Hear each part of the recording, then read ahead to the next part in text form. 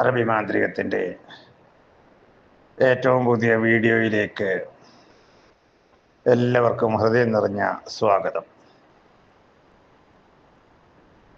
ഇന്നിവിടെ പരാമർശിക്കുന്ന വിഷയം എന്ന് പറയുന്നത് ആകർഷണ വശ്യത്തെക്കുറിച്ചാണ്. കാന്തവും ഇരുമ്പും എങ്ങനെ ആകർഷിക്കുന്നുവോ അതുപോലെ ആകർഷിച്ച് നിൽക്കാൻ കഴിയുന്ന ഒരു വശ്യകർമ്മം. ഈ വശ്യകർമ്മത്തിൻ്റെ പ്രത്യേകത എന്ന് പറയുന്നത്, നമ്മൾ സ്നേഹത്തിൻ്റെ മൂർധന്യതയിൽ പരസ്പരം ഇഷ്ടപ്പെട്ട് സ്നേഹിച്ച് അല്ലെ പ്രേമിച്ച് നടക്കുന്ന സമയത്ത് ചെയ്താൽ മാത്രമേ ഇതുകൊണ്ട് ഗുണമുള്ളൂ.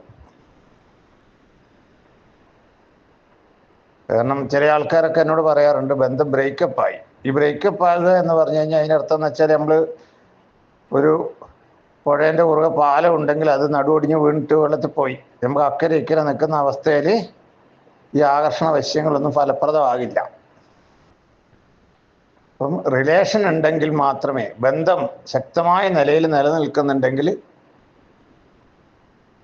ഈ കർമ്മങ്ങളൊക്കെ ചെയ്തു കഴിഞ്ഞാൽ ബന്ധം ദീർഘകാലം കിട്ടും. നിർഭാഗ്യവശാൽ എന്നെ വിളിക്കുന്ന ആളുകളൊക്കെ ബന്ധം മുറിഞ്ഞു പോയിട്ടാണ് വിളിക്കുന്നത്. ബന്ധം മുറിഞ്ഞു കഴിഞ്ഞാൽ വരുന്ന ബുദ്ധിമുട്ട് എന്താണെന്ന് വെച്ച് കഴിഞ്ഞാൽ, പല ബന്ധങ്ങൾക്കും പിന്നെ ജീവൻ ഉണ്ടാവില്ല. അതായത് അത് പുനർജീവിപ്പിക്കാൻ കർമ്മങ്ങളാൽ സാധിക്കണമെന്നില്ല. അപ്പം ബന്ധം മുറിയാതിരിക്കുന്നതാണ് ഏറ്റവും ഉത്തമം.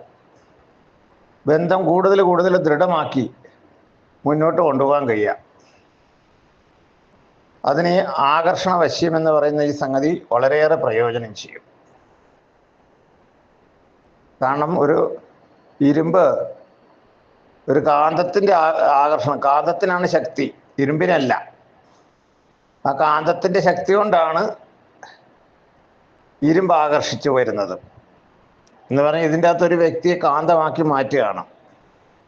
ഇപ്പം മറ്റേ ആൾ ഓട്ടോമാറ്റിക്കായിട്ട് എന്താവും, ആകർഷിച്ചു വരും. ഇതാണ് ഈ കർമ്മത്തിൻ്റെ പ്രത്യേകത. ഇത് നിങ്ങൾക്ക് സ്വയം ചെയ്യാനൊന്നും പറ്റുന്ന കാര്യങ്ങളല്ലാത്തതുകൊണ്ട് തന്നെ ഇതിനെക്കുറിച്ച് കൂടുതൽ കാര്യങ്ങൾ അറിയണമെന്നുണ്ടെങ്കിൽ എന്നെ വിളിക്കുക. ഇതിൽ നമ്പർ കൊടുത്തിട്ടുണ്ട്, അതിൽ വിളിച്ചാൽ ഞാൻ കാര്യങ്ങൾ പറഞ്ഞു തരാം. എൻ്റെ ഈ വീഡിയോ ഇഷ്ടപ്പെട്ടാൽ ഇത് സബ്സ്ക്രൈബ് ചെയ്യുകയും ഷെയർ ചെയ്യുകയും ചെയ്യുക. നന്ദി, നമസ്കാരം.